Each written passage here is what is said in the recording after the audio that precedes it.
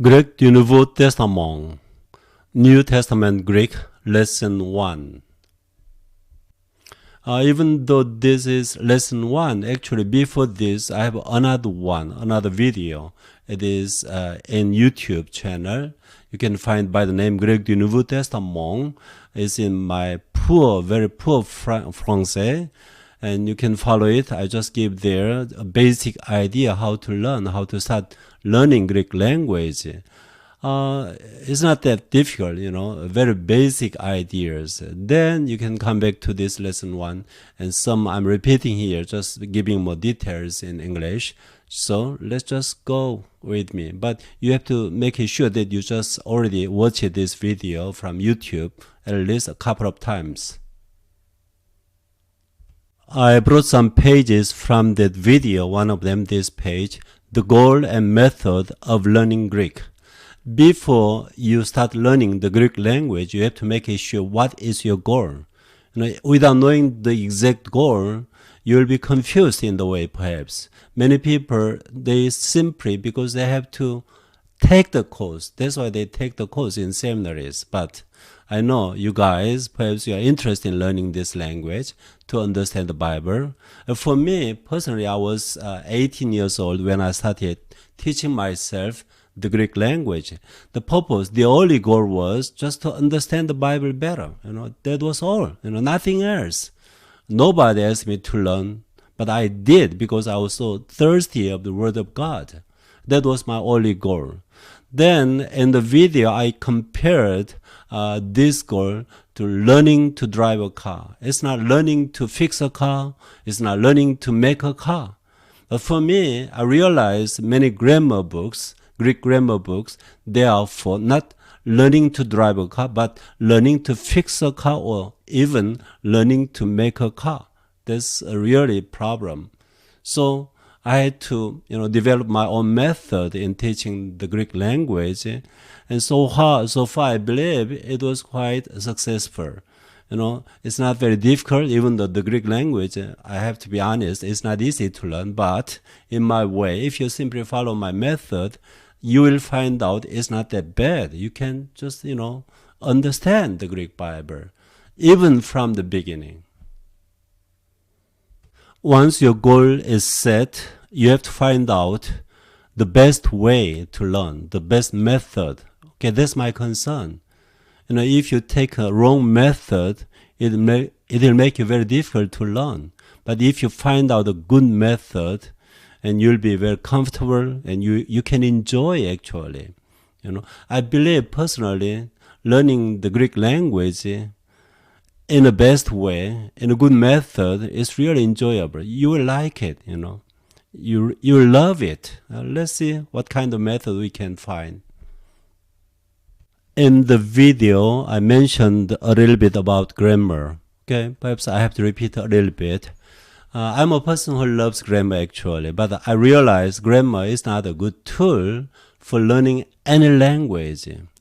If you are good enough at any language or even your mother tongue, then you can use grammar to improve your own language or to teach others your language. Okay, that's what the grammar books are for. But as a beginner, when you want to learn the Greek language, the grammar books are not so good. Actually, it's like learning how to make or repair a car when you use grammar books, okay? So I just try to avoid using any grammatical terms if I can. I know, of course, still I have to use some grammatical terminologies. But basic, I just, limit myself using the basic things, not everything, okay? You don't have to know everything, okay? Just simplify. Make it very simple, okay? When I teach the Greek language, I think I have, one advantage than others because I speak Hebrew, and I know in the Greek New Testament there are many Hebraisms. By the term Hebraism means any characteristic features of Hebrew language in the Greek New Testament we call Hebraism. We call that Hebraism. Then you cannot understand even by Greek. You have to go back to Hebrew or Aramaic. the languages of the Old Testament, then you can explain the Hebraized Greek passages. Okay, this is one concern you have to remember. Also, I mentioned in the video the similarity between the Greek language and the French. So if you are French speakers, it's easy for you actually to learn Greek rather than English speakers or other languages. Then I have to tell you what kind of method I have. I made several videos and I put them in YouTube, such as 1 John interlinear, Greek and French interlinear. I recite it in Greek and you can just follow it, you can watch it. All the 5 chapters you have. Also, I made the chapters from the Revelation. I have done already 8 chapters. I'll just continue. I'll finish that, I hope, soon. You have to just listen, you have to watch. Then you just follow the interlinear and you can teach yourself. When you learn a language, your tongue is very important. But before that, your ears are very important. You have to listen. You have to listen a lot. You have to hear a lot. You have to learn by hearing. Okay, that's the very important concept. The second way is just you have to read aloud. Just recite as many as possible. Put the text on your tongue, okay? Your tongue should be familiarized. You should be familiar with the language, not your eyes, okay? And third, you can copy the text by handwriting many times also. I did myself when I taught myself Greek. I copied a lot, Just you have to use your hand to handle the language. And also the last one I know in seminaries, they analyze a lot. They call parsing, all the grammatical elements, they just analyze. It's too much for me, I think. Do not try to analyze too much, okay? Just be a simple person. Just listen what the Holy Spirit says to you, okay? That's all, okay? You don't have to make it very complicated. There's one more good news. Do not forget, we are learning how to drive a car. This is my parable, okay? A metaphor. You are not learning, to fix a car or to make a car. Okay? Nobody asks you to write the New Testament, okay? Nobody is asking you to fix the Bible, okay? You don't have to. You're not supposed to do that. You have to read and you have to understand. The good news is there are already 5,437 different words in the Greek New Testament. Actually, it's not a lot, okay? Okay, there's another good news, okay? Among them, over 5,000 different words. The words that appear 50 times or more, only 313 words. It's just a few, okay? That means if you fully understand about 300 words, I think you can understand the approximate meaning of the Greek New Testament. Okay, no problem. You don't have to be too covetous, okay? Just try to just fully understand about 300 words. Then I think it's enough as a beginner. Regarding the Greek alphabet, the name actually comes from Hebrew. Alphabet is Greek, but Aleph, Beit. Aleph, Alpha, Beit, Beta, Vita, okay, alphabet. There are names for each letter, okay, but the names are not so important. Alpha, Vita, this is the way in Greek. Aleph, Bet, this is the way in Hebrew. They are not important. The important thing is how to pronounce. You have to pronounce it very exactly, okay? There are different ways. I follow the pronunciation pronounced by the modern Greeks, a modern way. So my pronunciation, when you hear, will be different from the pronunciation which is taught in seminaries, okay? Now, let's go to the alphabet, okay? There's capital letters and small letters. Alpha, as I said, the name Alpha is not so important. How to pronounce is more important. This is R, simply R. Alpha, capital and small letter. Alpha, R. Vita In seminaries, they usually pronounce beta, but I prefer a modern way, vita, that is v, vita. If you don't remember vita, that's fine, but you have to remember v. Well, if you make b by mistake, it's okay, they understand, okay? Alpha, vita, okay? Capital and small. Gamma, g. There's different pronunciation, but I try to stick to g, the first one, okay? I'll explain later, okay? Gamma. I say again, gamma, the name is not important, but the pronunciation g, sometimes I just prefer this one still. Delta, the. In English, the delta. If you pronounce like English, D is fine. Sometimes I do, by mistake, but they understand. Okay, delta. Epsilon. It is a. Epsilon. Zeta. Like this. Zeta. Eta. In seminaries, they pronounce a, also long a, but in modern way, it is eta. I say again, the name eta is not important, but you have to pronounce it eta. Okay, it's not H, it's eta, okay? Remember this capital letter. Theta, like English teacher, theos means God. From that word, theology, we have, many words from Greek, actually. Theta, okay, almost the same capital and small letters. Theta. Yota is pronounced E, just simply, it's not I, okay, it's not like English, E. Kappa is more K, not K in Greek. Kappa.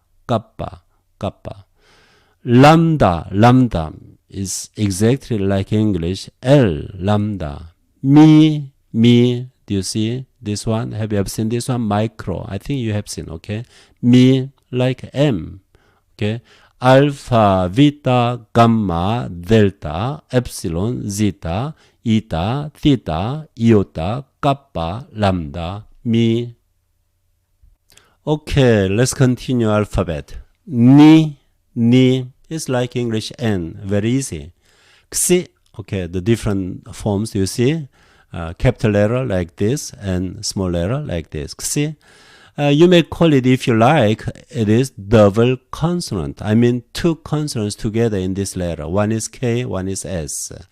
Of course, the K in Greek is G, it's not K, and S. Xi. Sometimes, it's not easy to pronounce the two consonants together side by side, but you can practice it. Okay, Xi, like Xi. Omicron, like Omicron. P is not P, okay, is capital. Do you see? Pay attention to this. P. Ro is R, but in Greek, R is more like Spanish. R, a little bit similar to French R also. It's not like English, different pronunciation, okay? This is ro. This is not P. Some people are confused with this capital letter, okay? This is R, ro. Sigma, okay, when we have two forms here, in the beginning or in the middle, in the end of a word, this one is final form, okay? Sigma is S, sigma. Have you ever seen this one? I think you saw it in math, okay? Sigma. Tough. Tough, actually you have to pronounce tough. It is pronounced as tough. It's like English thing, but tough is not tough. Epsilon, we just give this name. Epsilon is like Y, but we pronounce in modern Greek E. Is like other iota, something like that. Iota or eta, okay? Epsilon, still E. This is phi, it's like English F, okay? Phi. This is he. This is not X. Xi is like this, and capital here, okay? Xi, double consonant, as I said. This one is a little bit different. You can find in, for example, Bach. In German, you can find this pronunciation. Bach. Is like this. In Hebrew, you can find this pronunciation also. Do you hear? It's not X, okay? Psi is like Xi, also double consonant. Here is B, P, S together. Of course, the Greek P is B, it's not P. Psi, psi, double consonant, two consonants together. Omega, omega is like Omicron, O, okay. Ni, Xi, Omicron, Pi, Rho, Sigma, Taf, Epsilon, Phi, Hi, Psi, Omega. Okay, let's do it again. Just here, they put capital and small letter side by side. Alpha, Beta, Gamma, Delta, Epsilon, Zeta, Eta, Theta, Iota, Kappa, Lambda, Mi, Ni, Xi, Omicron, Pi, Rho, Sigma, Taf, Epsilon, Phi, Hi, Psi, Omega. One more time, just small letters. Alpha, Beta, Gamma, Delta, Epsilon, Zeta, Eta, Theta, Iota, Kappa, Lambda, Mi, Ni, Xi, Omicron, Pi, Rho, Sigma, Taf, Epsilon, Phi, Hi, Psi, Omega. Now you have to be careful in some vowels because there are diphthongs. In another word, double vowels. Two vowels together make different sounds. For example, alpha, epsilon. Usually alpha alone is A, epsilon alone is E. Then you may expect RE, but actually they are dealt as a diphthong. Then you have to pronounce either af or av. Okay, it depends, which letter follows after this. Then it is naturally decided af or av. You don't have to worry about when you have to pronounce av, when av. You can find out, okay? No problem. But just simply remember this is a diphthong, okay? Af or av. How about epsilon? Epsilon together is like alpha, epsilon. F or Ev. F or Ev. It becomes another diphthong, double vowel. How about alpha, iota? Alpha, epsilon, they become e. You have to remember these diphthongs, okay? E. How about omicron, iota, epsilon, iota, they become e. You have to remember, okay? How about omicron, epsilon together, u, again, af or av, f or ev, e, u. Also in the text you can find so-called Yota Subscript. It's a small iota under the letters like this, R, E, O, R-E-O, also this one, R-E-O. Just put small iota under it, under the vowels, okay? You have to write it, handwriting, you have to write it, but you don't pronounce in modern Greek. Simply R-iota still becomes R. It's not R-E like here, E, no, it's simply R. How about E-E? Of course it's E. How about O-E? It's not E, it's simply O. R-E-O, but you have to clearly write down the small iota under the vowels, okay?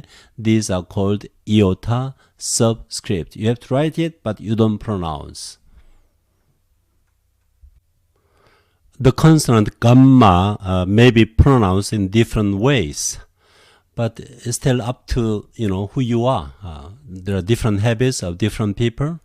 Gamma usually before R, O, U, these vowels, they sound like G, ga, go, gu. Simply G. That's the basic, the most basic pronunciation of gamma. The second pronunciation is gamma before e, these vowels. Ge, okay. You may expect like the first one, ge and gi. I still prefer to pronounce that way, but some people pronounce like y, yet in English, yet, ye, ye. It's okay. Do you know gyro, the food gyro? It means round. Okay. In New York, the Greek people, they like to eat gyro. In Hebrew, they say shawarma, a different way of pronunciation. Gyro, iro, they say iro, like gamma with iota, iro. But in America, in the people in English, they say gyro. It is from this g, gamma, and e. So some people pronounce e, or some people pronounce gi. Well, it's up to you. You may decide ge or ye, or gi or e. It's up to you, okay? And also, finally, two gammas, or gamma and kappa together. Then it's like English, song and S-O-N-G, the last two letters, like this, this is another pronunciation. But if you like follow, stick to the first one, it's okay. Gamma, g, a-o-u, gamma, y, ye, i, gamma, two gammas, or gamma and kappa. The punctuation, a little bit different from English or other languages, punctuation. This comma is almost similar to French or English. And this period, this dot, similar to Francais. And also there's another dot is, do you see the location? The position of this dot is not here below, but is above, okay? It's in upper line. And this one is close to semicolon or colon in English, okay? You have to remember this one. It's different from the dot here. And also finally, the question mark, the interrogation mark is different. It's semicolon, okay? It's not semicolon. It's simply question mark. It's interrogation mark. Okay, these are the punctuations which are used in the Greek text. Now, once we learned alphabet, we need to practice how to pronounce.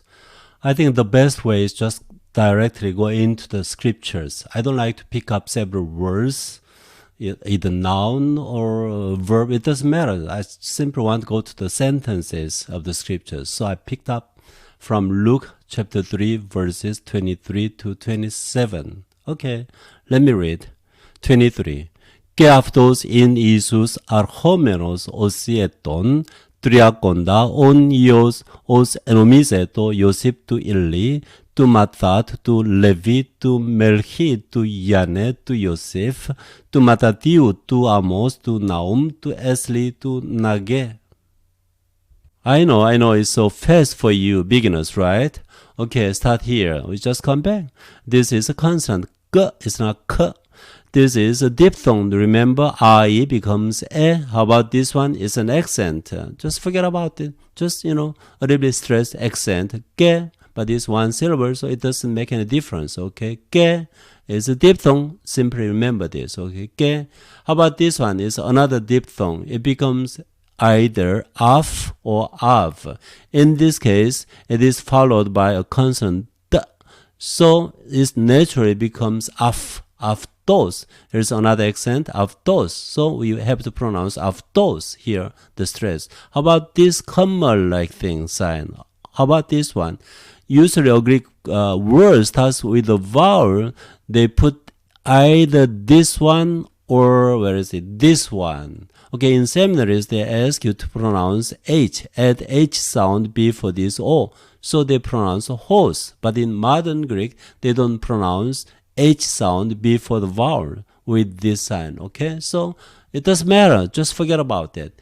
Aftos, you don't pronounce. Here, aftos. Here, hos in seminaries. But we pronounce os in modern Greek.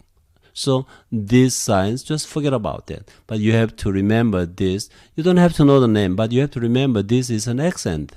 So you have to ke, aftos. You have to pronounce like this, aftos. Okay, we don't have to know the meaning right now. Just simply practice how to read. In, do you remember? ita, and here is another sign without H sound, and another accent, okay? What's the name of the accent? It's not important. Forget about that. It will be a burden if you try to memorize all these terminologies, okay? This is ni and in, okay? Ke after in. How about this one? E and another E, two vowels, E, we pronounce E a little bit longer. And this one, this sign, no H sound, so it doesn't matter. Isus. Do you remember O, Epsilon together is a double vowel and another accent, so we pronounce Isus. And do you remember this one? Sigma and end of a word like this, in the middle or in the beginning like this. So sigma has two different forms. Isus, Yesu, Jesus, okay? Isus. Que aftos in Isus are homenos, are. This is R. Okay, this is no H sound. Ho, do you remember this one? Ho, accent here. Menos, are homenos. Osi, okay, this sign is for H sound, but in modern Greek, you don't pronounce H. So, together, O, C. Do you remember this is a diphthong? E, O, C, accent here. O, C, not O, say, O, C. Eton, another accent here, eton, and no H sound. It doesn't matter, okay? It's not important. Eton, O-C, eton, triaconta, tria, okay? As it is written, triaconta. In modern Greek, conta becomes weaker. Triaconda, like this. Triaconda, accent here. Triaconda means 30, okay? Triaconda. On, there is another accent and no H sound. We don't pronounce anything on, simply on. Eos, Epsilon, E, Iota, E, together E, and actually this sign is indicates there is H sound in these vowels. So in seminaries they usually pronounce huios, something like this. But in modern Greek, eos, accent here, eos. On eos, eos means sun, a sun. Os, okay, again, not hos, os, enomizeto. Do you see the accent here? Enomizeto. Enomizeto. Eosif, E-O. You can make it yo, okay? E-O, yo, the same. Yosif. It's not a, Yosif. Tu, double vowel. Illi is not H, it's E. Where is it? This one. Ita is capital letter. It's a name. Illi. It is L-E. Illi. Accent is here. Okay. Yosip tu illi. Okay. 23 again. Que aftos in Isus are homenos osi eton triaconda on ios os enomizeto Yosif tu illi. Verse 24. Tu. Do you remember? This is a diphthong. U. Tu. Mathat. There's two consonants here. We simply pronounce just one is enough. The. Mathat. Accent here. Mathat. Tu. Levi. Do you remember? A, epsilon together becomes a diphthong. So it is either F or Ev. It is followed by a vowel, naturally, Levi, Levi, Levi. Okay? Tu melchi, tu melchi, he. Tu ya, you may pronounce ya or ya, it doesn't matter, okay? You choose. Ya ne, even though there are two consonants, we just simply pronounce one. Ya ne. Okay, R-E becomes E. It is another diphthong with accent. Ya ne. Yane, tu, yo, or Yosif, Yosif. Okay, from the beginning. Tu Mathat, tu Levi, tu Melchi, tu Yane, tu Yosif. 25. Tu Matathiu, tu Matathiu, tu Amos, easy, right? Tu Naum, okay, another diphthong here, O, E, U, Naum. Tu Esli, li. tu nage, nage. Okay, here are two gammas here. Two gammas together. Some people pronounce nage, simply one gamma. Some people pronounce nange, nange, like English, Well, it's up to you, okay? I just prefer your nage, simply make it simpler. Nage. And here is another diphthong. I is e and with accent. Nage or nange. I prefer nage again. Tu Matthew, tu Amos, tu Naum, tu Esli, tu Nage. Verse 26. Tu Math. Okay, easy, right? Math. Tu Matthew. Tu Matthew. Again, Matthew, same name, different person. Tu Semein. What is this? Sigma. Se-me. Okay, we learned Epsilon, Yota together become diphthong, okay? Then we have to pronounce E, semin. But do you see the accent? We know this one, accent. Forget about that. But here are two dots. What is two dots here? The two dots here indicate the vowel here is not a diphthong. They have to considered as two different separate vowels. Then you have to pronounce se-me-in. Okay, that's the idea of the two dots. Okay, se-me-in. Tu se-me-in. Tu yo, the same. Sich, yo, sich. Tu yo or yoda, tu yoda. Again, tu math, tu matathiu, tu se-me-in, tu yo, sich, tu yoda. In this verse, you have to remember the function of these two dots. They just make two separate vowels, not diphthong. Se-me-in. 27. Tu yoanan. Tu, what is this? Pisa? No, it's risa. It's all. Risa. Tu Zorovavel. Tu Salathiel. This is E. Salathiel. Tu Niri. One more time. Tu Yoanan. Tu Risa. Tu Zorovavel. Tu Salathiel. Tu Niri. Well, simply you have to repeat. That's all, There's no other better way. You listen to it a lot. It's simply just read loud, and you have to memorize if you can, okay? You just practice a lot, repeat a lot. That's the best way. I'll just read from verse 23 and 27 together, okay? A little bit faster. Και αυτός in Ιησούς αρχόμενος όσοι ετών, τριακόντα ον Υιός ως ενομίζετο Ιωσήπ του Ηλί, του Μαθάτ, του Λεβί, του Μελχή, του Ιαννέ, του Ιωσήφ, του Ματαθίου, του Αμός, του Ναούμ, του Εσλί, του Ναγέ, του Μαθ, του Ματαθίου, του Σεμεΐν, του Ιωσήχ, του Ιουδά, του Ιωανάν, του Ρισα, του Ζωροβαβέλ, του Σαλαθιήλ, του Νηρί.